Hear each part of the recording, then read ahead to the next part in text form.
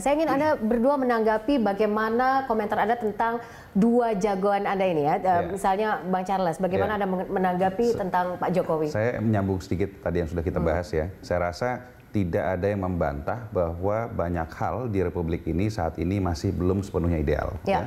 Pak Jokowi pun menyampaikan bahwa masih banyak yang harus dibenahi dan kita punya caranya untuk membenahi. Nah, ini perbedaan paling mendasar antara calon presiden yang sudah bekerja dengan yang baru saja menjual wacana. Kita mendengar sendiri Pak Prabowo mengatakan, saya akan bereskan, saya akan benahi, saya akan bereskan dan sebagainya, tetapi belum menawarkan solusi yang spesifik. Sedangkan Pak Jokowi sudah secara detail membahas bahwa kita perlu menggunakan melalui pelayanan digital.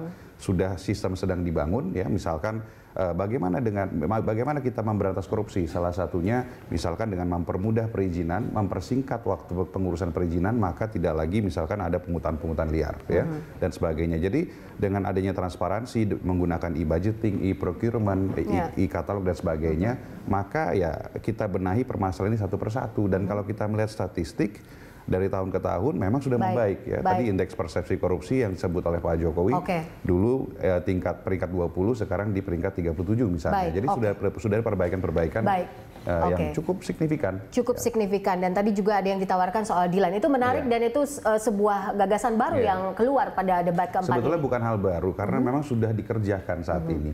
Ini yang disampaikan Pak Jokowi sudah dikerjakan dan akan diteruskan apabila memang diizinkan kembali memimpin Indonesia selama 5 tahun. Baik, saya ke Bang Suhud, bagaimana Anda melihatnya? Tadi kita lihat Pak Prabowo sesuai dengan karakternya, penuh tekanan begitu ya, tegas begitu untuk bicara soal isu korupsi, pertahanan, keamanan. Ini bagaimana Anda melihat visi misi yang disampaikan oleh Pak Prabowo?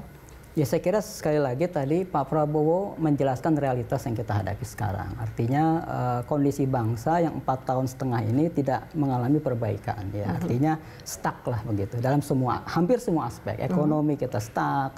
Begitu juga dalam bidang-bidang yang kita bahas hari ini.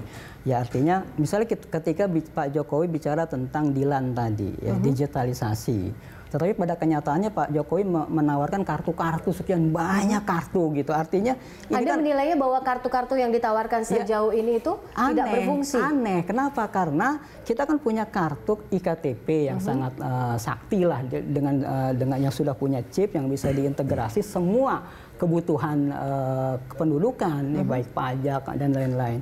Kenapa masih dimunculkan kartu-kartu tadi? Artinya antara campaign digitalisasi, tetapi pada prakteknya menawarkan kartu-kartu ini kan aneh kan. Artinya dengan iktp itu kalau seandainya Prabowo nanti memimpin, maka itu bisa diwujudkan digitalisasi itu. Bisa diintegrasikan keseluruhan kepentingan tadi. Saya kira ini sangat kontradiksi ya antara apa yang disebut dengan Dilan tadi dengan realitas yang dilakukan oleh Pak Jokowi sendiri. Baik. Nah, kemudian ya kita melihat banyak juga pernyataan-pernyataan tadi Pak Jokowi yang seolah-olah dia bukan presiden gitu. Seolah-olah dia bukan presiden. Pernyataan yang mana?